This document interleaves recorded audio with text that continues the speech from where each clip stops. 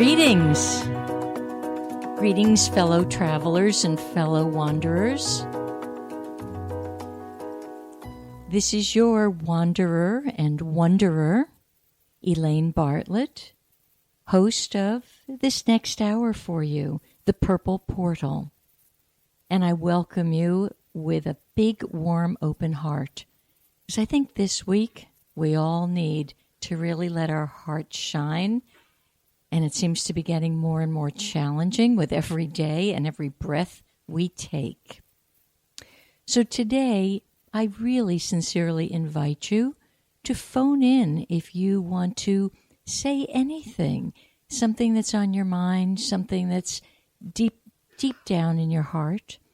So you're welcome to call in, and here's the call number, 321-806-3159.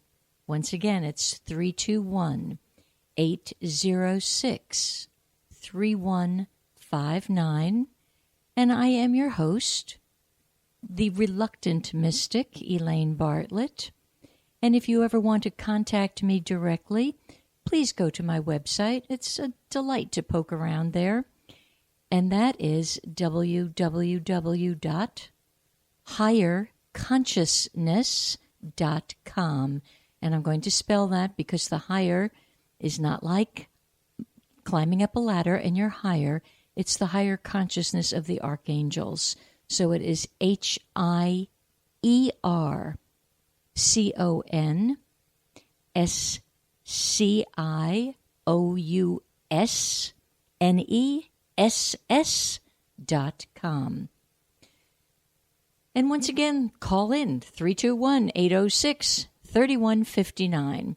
Maybe as the show gets rolling, it will hit some nerves and some trigger points and maybe some big question marks in your heart and spirit. So here we go. So what's up today and what's up this week? Well, there's a whole lot happening. So we're going to start right on today's date in numerology. Today happens to be 9/27/2016, according to the calendar that we've all been indoctrinated to use, which incidentally, that calendar will not be in service all that much longer. As the new reality sweeps in, much, much better calendars that are more aligned with your true galactic self will be back in place. But in the meantime, we have to deal with what we've got, and we have to learn to ride the waves, if you will, with this energy field. So 9/27/2016, if you add 9 plus 2 plus 7 plus 2 plus 0 plus 1 plus 6, this is very basic numerology, you come up with the number 27. Got it, everybody? Well, then you take it down one step further, and 2 plus 7 is a 9. So today is a 999 day. You see it? We've got September as a 9, 2/7 is a 9, 2016 is a 9, and 9 is completion and the end of things. So please look carefully into your being. What needs to end? On the way up here, I was sharing with my wonderful station owner that I think I nearly ended it coming up here because I never saw a car as I pulled out onto the main road. Thankfully, they saw me. So it had been an endings. And of sorts it was. Of sorts it was an ending for me to be that much more cognizant. Although I kind of feel, and I suspect many of you folks feel the same way, it's kind of like an invasion of the body, mind, and spirit catchers. We've been abducted, and we're really not here. We're fully not present. So maybe today is an ending of not being present. Let's really try to be present. So think carefully. And 999, 9 always means in numerology conclusions. You're done. endings. So it could be you're ended with a wardrobe, you're ended with a spouse, a lover, a countryman. Something's ended. So take a look. You can't evolve unless you take a look. So take a look. It's not going to hurt you. You might lighten up considerably. It's also a day where it's called actually a Galactic Activation Portal Day, which now that I'm very entrenched in learning about the galactic energy, a day like today is where you personally and me and everyone out there can transmit and receive higher, energetic, collective communication. Well, what does that really mean? Well, it's a day that you can be an open channel for energies from, hopefully, you would contact only the more illumined brothers and sisters that are waiting for us in other frequencies to help you. You might want to contact the Hathors. I don't know if any of you have ever done any work with the Hathors. If you haven't, they are amazing elders. And I would encourage you to look up the website of a fine gentleman out on the West Coast in Washington State on the island of Orcas, Tom Kenyon. His name is Tom Kenyon. You got to Google this guy. First of all, he was a psychoanalyst and began to realize that his real love is in sound healing. And I'm not sure at this point, because I have read his biography, an autobiography, but I don't quite recall the pecking order of which came first. But he's been in contact with these enormous beings for many years, and they bring forth spectacular information that is calming and grounding, and it's like choosing organic food over the television. It's just wonderful and nurturing.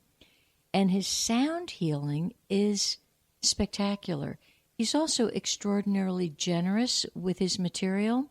So if you Google him, Tom Kenyon, you can go into any archived information, read, see if it resonates with you, but go to some of the sound healing techniques. It's remarkable. So today's the kind of day where you could do that.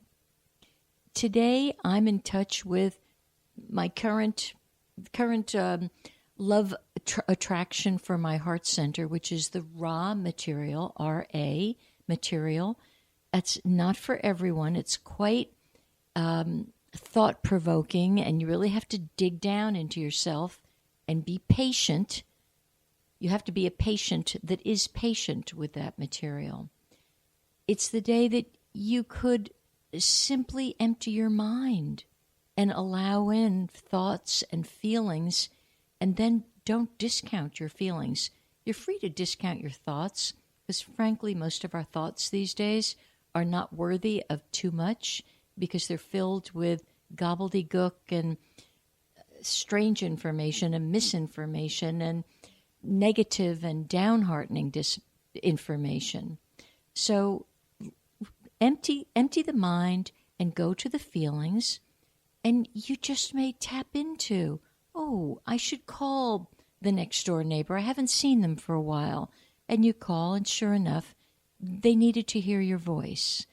So on a portal day, which is why I've named my show with a portal in it, it's a day for openings. As much as it's a day for endings, end the old and open to the new. It's also what's called a white solar wind day. And all I'm going to really say about that, because it's a very large topic, and one of these days I'll take you more deeply into all of the expressions of the galactic calendar. But for today, the greatest, most helpful piece I can give you is a mandate to breathe. Breathe down into your toes. Because what happens in this time of great confusion and turmoil, we tend to actually hold our breath. And we're holding our breath because we know the other shoe is going to drop. And it's a very disquieting, uncomfortable feeling. So consciously just breathe and then hold it in, let it out, and really take 2 or 3 minutes, which is a long time to really breathe. You'll almost be to the point where it actually hurts and is uncomfortable. But on a white solar wind day, that's the medicine. It's also a day where the crown chakra can be easily accessed. It can be helpful for you. It can provide information. So what the heck is the crown chakra? It's the very top of your head. It's where in Judaism they would put a yarmulke on it to protect it. In some of the cultures, the women cover their head because of the same principle. They're actually protecting the crown chakra. So today is what's called a solar chakra. And it's a solar chakra because this crown really connects itself to the sun. And there's a mantra for the day whenever it's a crown chakra day, which incidentally is every 7 days.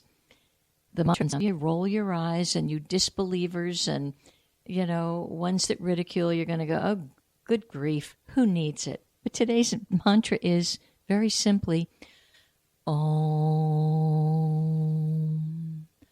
Om. And believe it or not, you're just that much more connected with your inner self and your higher self, which is pretty much one and the same thing. So for the rest of the day, when you have nothing else to do, breathe that particular mantra. It's the day to do it. Why not? We also have, going backward till Monday, we have Pluto. Pluto still, I'll probably be talking about Pluto for the next several months on and off because it is connected with our government. And on Monday, it finally went direct. So Monday was just yesterday. So it went direct, and it has triggered in many of us such chaos and such upheaval and that sense of disconnect and fogginess. It's because it's not settled yet into its right positioning to really help us. But indeed, it can bring revolution. That's part of its frequency. And I think that's why many are holding their breath. What are these stars and their alignments holding out for us? And how can we use the energy correctly to safely bring us through this very, very challenging time? This week is one of the more challenging weeks that you're going to have to face this year. And that kind of is the precursor to the next couple of months. Very, very difficult. So you want to be kind to yourself. You want to be kind to one another.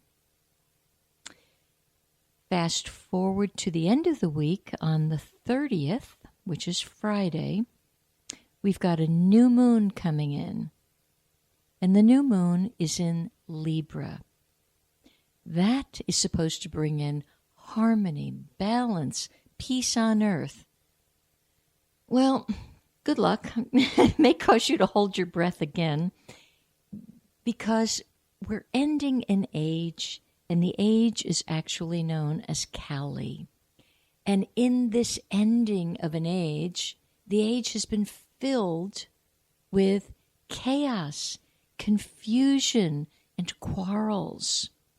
So the lovely, magnificent energy of Libra almost doesn't know how to fit itself into that. And the only way it's ever going to fit into